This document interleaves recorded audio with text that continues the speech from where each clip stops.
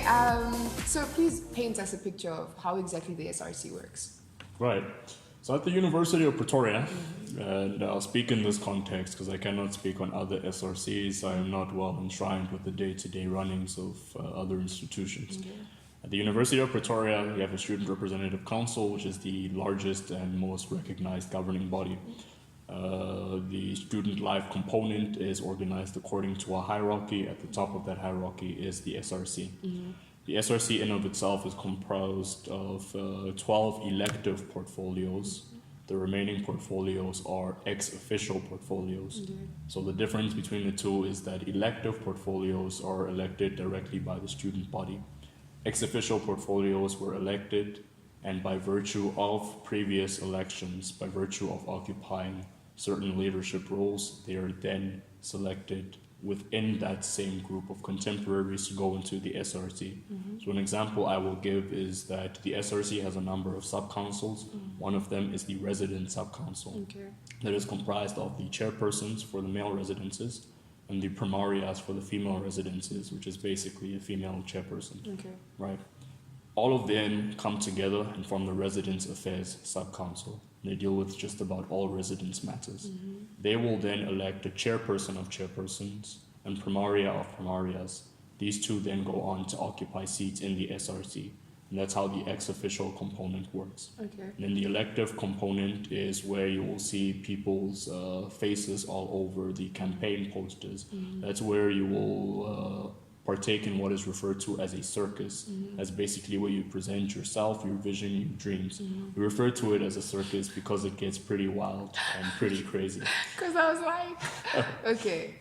So I think if you can survive a circus, you are well on your way. And then the SRC has all of its different offices, and each of them see to different aspects of student life. Unpacking it would take some time, but in summary, we have the SRC executive, president, deputy president, secretary, deputy secretary, and treasurer. That's the executive. Then we have the SRC, all portfolios ranging from study finance to marketing, media, communications, to student culture, to transformation in student success, and everything else in that sort. So each member of the SRC is directly responsible for everything student-based that falls under their portfolio. So we have a portfolio for postgraduate and international student affairs. So they deal with postgraduate issues as well as issues for international students.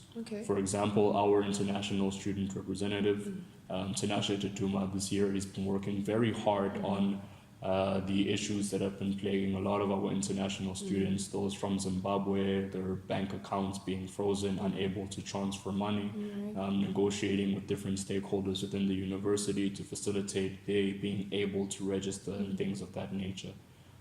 So we deal with just about everything. In my capacity, in my particular office, I would say what I deal with the most are the emergencies. If I'm seeing, I don't know, let's say 25 students today, the first student will come, Mr. President, I haven't eaten in 4 days. The next student will come, well, Mr. President, I tried to kill myself last night. The next one will come, Mr. President, my girlfriend just had a baby. I don't think I have the funds to continue my studies and support her. And these are the issues that I had spoken about. You can't really quantify them. We have a lot of very supportive staff, and I wouldn't be able to do my job without them. And in recognizing that, there are just very many issues that you have to think out of the box to solve. And to answer your question directly, what the SRC is the highest governing body for students recognized by the statute, which is the legislative mandate given by the government to the University of Pretoria. The SRC deals with all student issues, full stop. All right. Ooh, those are pretty real issues to be dealing with, and I don't think people really understand what goes on behind the scenes, because most people say, I don't see my SRC, I don't know who my SRC members are, like we never see them on campus, we don't really care, you know, but these are the things that you guys deal with behind the scenes. I mean, I haven't eaten in 4 days. I mean, that's a real issue, that's a real life thing. It's not a person on paper or a number, or, you know, it's not a statistic, it's a real person, it's a real issue. So I think you guys should communicate more with your SRC members, get to know them more. I know that universities always do put these things in place where you guys get to know them. There's always a place where you can find their names, their contact details and stuff like that. So can you tell us a bit about where they can find you guys? Well, you could Google University of Pretoria Student Representative Council. You'll find our website there. All of our contact information is there.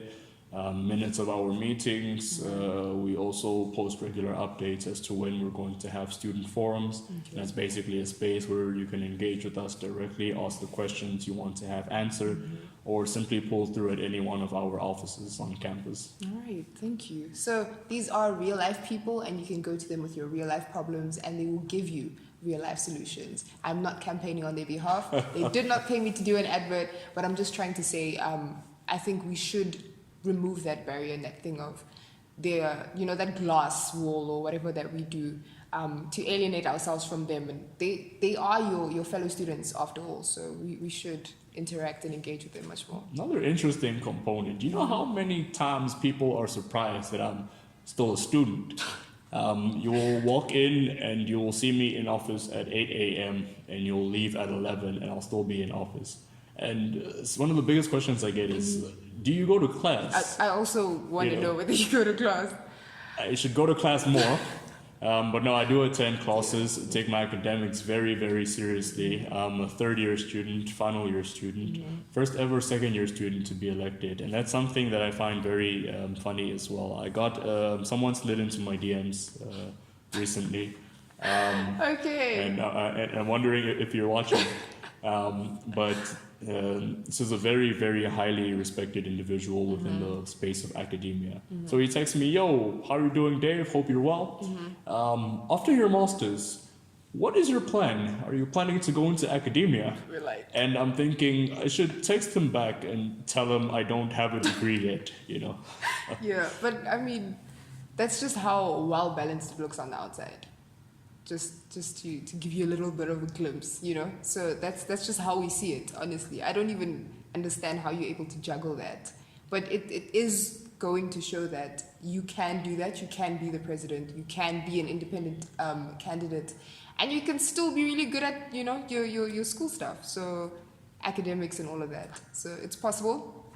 He's shown that yes, it's possible. It is. Okay, back to the rest of our questions. What is one of the biggest challenges you face, not just as SRC president, but as a student representative in general? I would say the biggest challenge that we face is always having to do with perception. Okay. And the reason why I say that is because it is often the perception that paints a picture.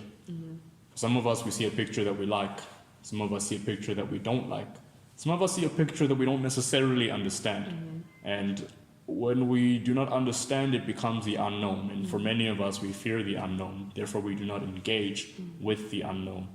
I would say there are very many instances where a lot of issues that arrive on my desk arrive at the 11th hour. You know, so my payments have been delayed for 3 months. I didn't want to speak to anyone because I was afraid. I didn't know there was anyone I could speak to. I didn't realize this was the kind of thing that you could try and step in and help us with. Okay. And again, that's all because of the perception. Perception is always one of two ways. Either you're too busy to help me, or you are simply a student, you can't really do much. Okay. Or maybe you don't want to do much.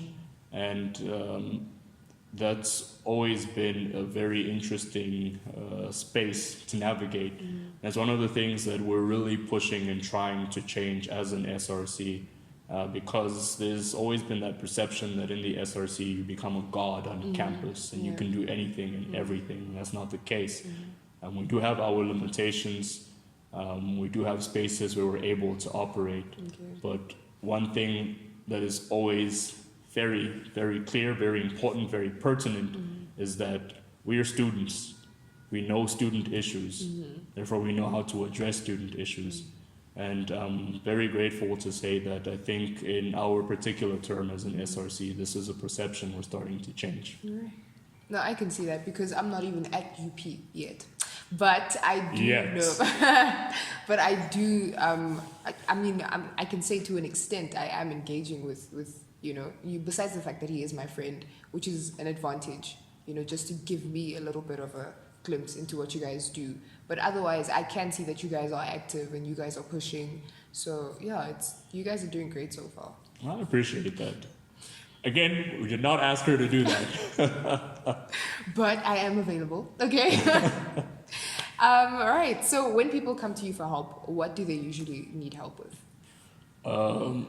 In my office, it's just about everything. Okay. I missed an exam. Can you help me get registered for the SIC exam? Okay. Or I fell asleep. Can you help me get ready for the supplementary? It could be I am about to be evicted. Okay. I don't know what's happening with my finances. Can you help me and look into that? Or it could be something as simple as I just wanted someone to talk to. In my office, I have couches, and I'm trying to create this perception where I call the office a student's office because the students place me there. So there are times where people walk in and they just find someone sleeping there, and they find it so odd. But it's really just a wide range of issues. So something as simple as I didn't perform as well as I wanted to. Could I speak to you about that? Or something as extreme as I'm facing a disciplinary and I don't know what to do about it. How do you relax after a day of work? Well, that depends on if I leave in the same day. Wow.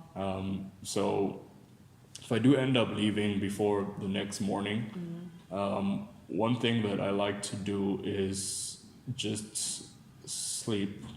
I feel like I need to do more of that. But before I sleep, I'll always watch a video that I find hilarious. Okay. Because I love to laugh. I'm always laughing and cracking jokes. I find laughter therapeutic. It is. It really, really and truly is. It's deeper than just a laugh. Like, I'm trying to cope here, so I'm going to watch that funny video. It really helps. Even in meetings, I will open up every meeting with a joke. I call it my joke of the week. And they're terrible jokes, but I find them funny. But I'll go home, I'll watch something funny, then I'll watch something informative, probably like a news clip or something. And then afterwards, I'll sit down and I will just rest. And I can't really describe it. I just sit and I kind of wrestle with my thoughts. And the reason for that is because for many people, what helps is switching off when you go back. But then there's a lot of those thoughts that still ruminate. Yeah. And it's kind of hard to switch off when you know I'm going to have to get up and deal with this in the morning. So I wrestle with those thoughts and I think tomorrow, this is what I have to do. And I kind of put together a game plan. And once I have that, I'm like, okay, that's great. Let's roll over and get some rest.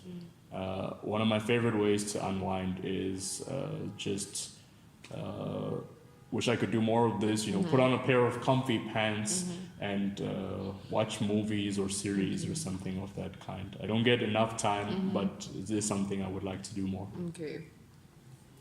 So next time you see him, just steal him for a movie. We'll say it's your fault. But in your opinion, are you satisfied with where you are now, in general?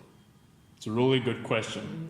I will answer that with a great and emphatic no. Yep. And this is actually something we were discussing beforehand. And in the previous episode, what I spoke about was that my greatest fear is that I stand before God. He shows me a screen. On that screen, I see I was supposed to do great things, but I didn't. And the reason why that leads to me not being satisfied is because I feel like I haven't started. Very many people define success in very many different ways. I don't think I make enough money to be considered successful. I don't think my influence is large enough to be considered successful. There is there is a certain level that you get to. Just about everywhere I'm invited, people always refer to me as Kabwa. Okay. And that's something I find funny because it happens all the time, Yeah. in newspapers, in interviews, on radio, whatever. And someone asked me, why don't you ever correct people? And I said, well, there's going to come a day where I won't need to. Exactly. And when I get to that point, that's when I can start to say that, you know what, I feel satisfied. But more so, there is so much more work that I want to do, so many people that we need to influence. There's an entire world that is needing assistance, needing help, needing more people that are genuine. Yeah. I study politics. Politics is considered to be very dirty. It is considered to be crude. It is considered to be where you go when you have no soul. Yeah. And the fact that that is the perception, first of all, the perception is true. But second of all, it is a perception that I believe that we need to change, and we need to be doing more to change. And the only way to do that is to actually do our work, actually care about the people we claim that we care about, and actually allow that to reflect in the legacy that we leave behind. And I think once I can sit and I can look, and the legacy continues where there are more people who are motivated and inspired and whose lives have been changed, and to the point where they look back at what you have done and they say, good God Almighty, I can do more. And they get up and they do more, and they raise up an entire voice that is the generation of an entire nation. Let me tell you, we will have joyful jubilation, we will have celebration, we will have the emancipation of thought. And that is the point at which I will say that I feel satisfied. I think it's a wrap, guys. He stole the show. Yeah, wow. Please cut out all those wows, because I'm just like... I'm saying wow in my head. Like, yeah. Okay, then this is probably a question that all of us are asking. I'm always asking this question. How do you manage to remain so humble? Oh, look who's talking. I mean, I am on SakinaSpeaks right now, you know. My identity is found in Christ. And in the earlier episode, we spoke about my mom and my dad. My mom taught me to love Christ. My dad taught me about hard work. Honestly, I don't see why we would grow big heads. What's the difference between me and the person who's watching this? What's the difference between you and I? We're on camera. There's someone behind the camera who's doing amazing work. Very, very. And simply because you're not there and seen and known does not mean you are any less of a contributor. I can't do what I do without other people. Yeah. And as soon as you think that you can, then you make a mistake, because you alienate so many people and your hands become tied. So I would say, if I am humble, it's because I realize that I can't do it on my own. And you may have a perception of greatness and so forth, but true greatness is when you don't have to tell other people you're great. And when you do, that's when you've made a big mistake. Wow. I mean, I can't even. This is like... What is the best remedy for anxiety caused by speaking in front of a large group of people? Because you're always speaking and you always look so powerful and so authoritative and just so like inspirational. So how do you remedy that? What is your remedy? Right. Anxiety, speaking in front of people. I remember that, yeah. It's an interesting feeling. It's a very real feeling. It's not a nice feeling. At all. One thing that helps me, and I think everyone has that kind of tick that works for them, but what helps me is I will look at everyone in the eyes. Okay. Absolutely everyone. Because I want to see whether or not what I'm saying is impacting you right now. Okay. And the fact that it does keeps me going. The way I got to that point, though, was I used to look into a crowd and just stare at people's foreheads. Okay. And it looks like you're looking at just about everyone, when in actuality you're seeing a lot of heads, a lot of foreheads, great Yeah. foresight. Yeah. You are ahead of your time. That is what helps. First of all, finding a manner that makes you comfortable. If you've ever seen me speak, you'll notice one of the things I like to do when I get up is I will be quiet and I will just look at everyone.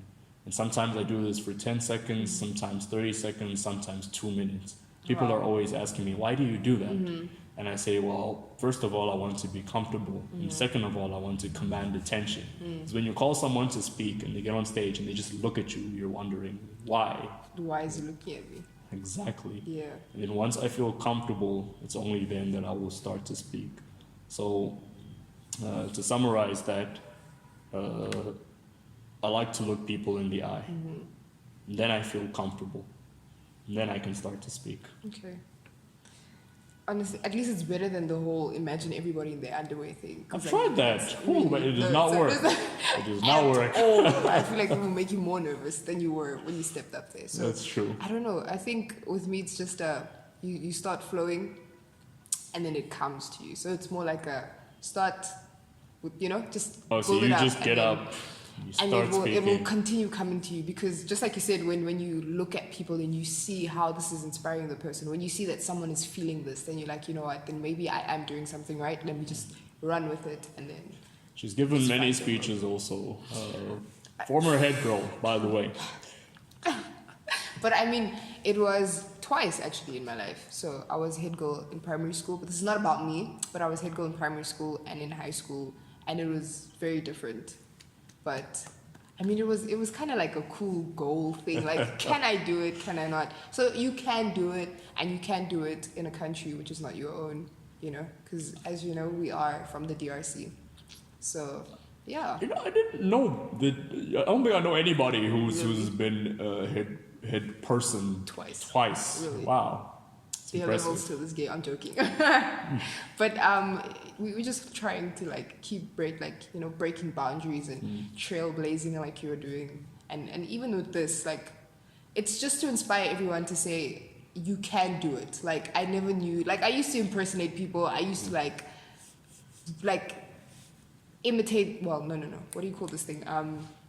I feel like I'm the biggest copycat though, honestly. Because I'll just whatever you say and I'll try to say it exactly how you're saying it. And that's just where it started with radio people and stuff. Hi, how you doing? And you're just trying to do it with them. And it just so happens that, thank you, Jesus, he gave you the voice as well. Yeah. I remember I was watching this, I was listening to one of my episodes and it was about to end. And I was like, no, what are you doing? Let this go on. But that's just a cool thing. That's a very good sign, by the way. I hope so. That's just how you know it's not from you, because I was listening to myself and I didn't want it to stop. So it's from God, guys, and we just say thank you, Jesus, and we're just doing this because people are always trying to filter God out of everything, but we're trying to show people that you can be great, and you can be great because of God, and you can still just keep shining through His light and His glory, and yeah, it's okay. Facts. Yes. Thank you. Then, what have you learned from people who have led before you that you now apply? Oh, I really like this question. Okay. When I was, well, let me speak in my term as president. What I learned from a young man named Thabo Shingange, Okay. who was acting president and deputy chair. We sat down and he told me one of the biggest things that you need to remember is that you're the one in this role. Reason being, when you're in any position of influence, people are going to pull you left and they're going to pull you right. When you get to a point where your convictions are not your own and you will flip this way one day and flip that way the other day, no one's going to take you seriously. And that was a very important piece of advice from my predecessor, Councillor Moloto. One thing that he taught me, and whenever we speak, he'd always tell me the things that would haunt him were the people that he couldn't help. Those cases where he would try and he would push and he would plead and he would fight and he would scratch and he would claw and he wouldn't be able to get there. And I started thinking that I'm Superman. I was on a mission to help anyone and everyone. Mm-hmm. And I was determined to do so. And honestly, I still am. Mm-hmm. But he taught me that if you're ever in a space where you've helped someone, Mm-hmm. but it wasn't in the way that they wanted, or you've assisted someone, but there's still a lot more to be done, or you facilitated that things moved smoothly, and along the way, you hit a lot of rough patches, that you don't beat yourself up about it too much.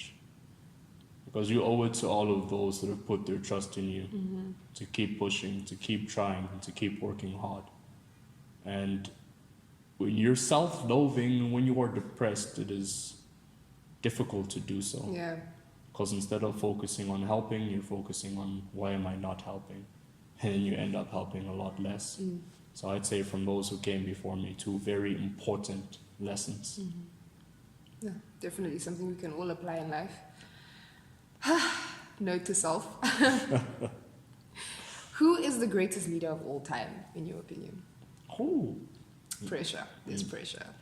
I'm going to say Jesus. Yeah. Who? Jesus, I love reading the word because he is. I can't say he was, he is. Yes. He is such a renegade. I mean, the man shows up, it's flipping Sabbath day, and he says, yo, are you sick? I'm going to heal you. Yeah, all right. You're in the market there, get out of here, flipping up tables. Yeah. And he just showed up and changed the game. And in a nutshell, you're like, but why though? And he says, well, I wrote the rules. Who are you? You know? Yeah. And that's one of the biggest things I love about reading the Word and reading about Christ and just how he would conduct himself, you know, how it was always about the Father. He never cared about the perception. Yeah. I can't remember who it was, where he spits on the ground and he mixes it up and he takes the mud and he applies it on the man's eyes and he's granted sight. And I'm just thinking, like, Blind Bartimaeus, was it? I think it was. And I'm just thinking about that picture. Imagine like Jesus shows up and he's there. It's just like Jesus Christ of Nazareth, Son of the living God, name above all names, creator of everything. And he's like, Yeah. and he rubs it on Right. on your eyes. And I'm just thinking that is incredible. I mean, And what I learned from that, I always like to mention what I learned from things, because I learned from you, you learn from me. I'll probably walk outside on the street and learn from the guy who's selling, I don't know, popcorn or Yeah. something. What I learned from that is how your definition of you is unique to you. What works for you will not work for me. What works for me will not work for you. So I can try and learn from you, but I can never be like you. And you can never be like me. And I really think that's the beauty in the way that we were created.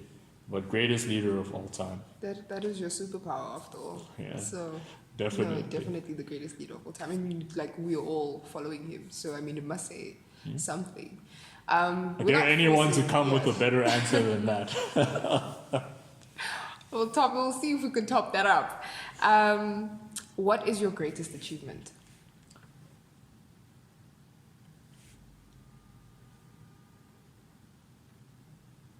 My greatest achievement is definitely the fact it always comes back to Jesus, honestly. Yeah, that's Well, the fact that I've accepted him. I feel like nothing that I'm doing, nothing that I would have done, nothing that I am going to do would be possible without him. And that's it. And I think even on those days when I'm dealing with a lot and it's pressure and it's heavy and I just want to shut out the world and I can just sit down and I can speak to him directly, something I cannot ever take for granted. And he's what keeps me going. Every achievement, accolade, medal, trophy, I suppose I have many of those. But whenever I look back at the story of how we got there, it's always been because of Christ. Praise Jesus for that. I don't know if it's an achievement on my It part is, because he yeah. just he did it. Like when I don't know, So- when I say achievement, it kind of sounds like I I- did something, yeah. you know. And I So- feel like, yeah, Essentially, for a child of God, there is no achievement then. The only achievement would be to enter heaven. I like that. So, Look forward to seeing you there. amen. So, yeah, what does success mean to you? I know you spoke about how people have different definitions of success. What is success to you?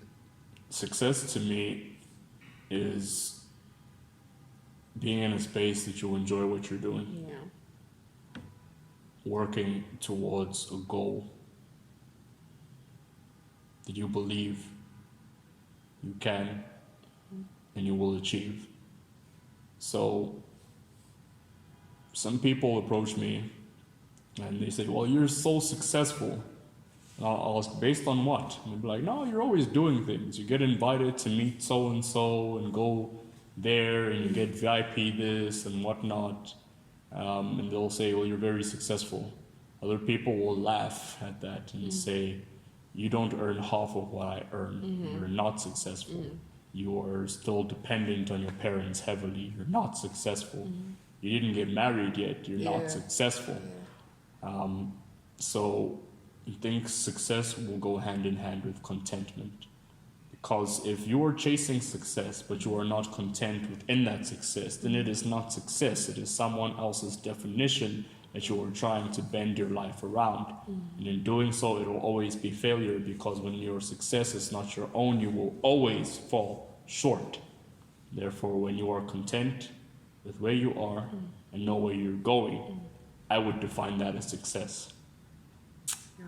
So to that young creative out there, to that engineer, whoever it might be, just remember that your purpose is what that should be your aim and your goal, to fulfill that, and not what your parents want you to do. I know this is rich coming from me, Yeah. but what your parents want you to do, at the end of the day, guys, you need to find that thing that wakes you up at night, keeps you up, that doesn't allow you to sleep, that you cannot live without it. You even forget to eat, because eating is not enough if that thing within you is not satisfied. And that's what you should keep chasing, that feeling within you that keeps you alive. So, amen. That's all I can say. And lastly, as we conclude this amazing, rich, just so wholesome interview, what do you want to be remembered for? In conclusion, what I would like to be remembered for Yes. is the following. When I am gone, when I am not around, when I'm not as busy, when you cannot get me on the phone, when you look back at me, you look back at my life, you look back at the legacy, you look back at what I left behind. What I want to be remembered for is the simplest response, and that is that I gave my absolute best, and my best was able to influence so many people. The reason why I say that is because oftentimes we do not give our best. There are very many reasons for that. We do not give our best because we are afraid. We do not give our best because we do not like what we are doing. Therefore, even if we wanted to, we cannot. We do not give our best because sometimes we do not believe that our best is good enough. Now, you spoke about what we do in the future. You spoke about success. You spoke about our dreams, our inclinations, and our goals. And the one common thread in everything that you've said is that we are looking forward and we are looking ahead. And as we are moving down this road, and yes, indeed, I will call it a road because it is a road that is riddled with potholes. It is a road that has so many detours and left turns. It is a road that sometimes is filled with stop and goes. It is a road that we are trying to avoid e-tolls. It is a road where we are going. The one commonality is that this road is going forward. We cannot go back on this road. And as we are traveling on this road, all we can do is to give our best. And I'm not talking about simply saying you're giving your best. I'm talking about knowing what it is that you want, because only when you truly want something will you give it your best. If I dropped a file on your desk and I told you do this or else, you would not give your best. You would do what I tell you to. But if it is what you want, if it is your goal, if it is your dream, if your destination is what you can see clearly, you will put your seatbelt on, you will take that key, put it in the ignition, you will check every window, every mirror, you will even look down at the pedals and make sure you are in working order, because you will be driving at your absolute best, full speed ahead. And if I am remembered as the man who gave his best for God, gave his best for his fellow man, gave his best for his society, and motivated others to do the same. Imagine the kind of world that we would be living in. My best today, and I will say it again, may not be as good as my best yesterday, but so long as it is my best today, it is good enough. And that is what I want to be remembered for. I don't know whether to say amen, thank you, but that is as powerful as it gets, ladies and gentlemen. David Kabwa, thank you so much for joining us once again. This was phenomenal, and I know that you are inspired. Please remember to like, subscribe, comment below, and give us all your feedback. His information will be in the description below. So thank you so much for everything. I am super, super blessed to have you all watching this. If this is your first time, don't run away. We are crazy. But it is always going to be the best of the best. From my side, from David's side, God bless you. Sakina has spoken.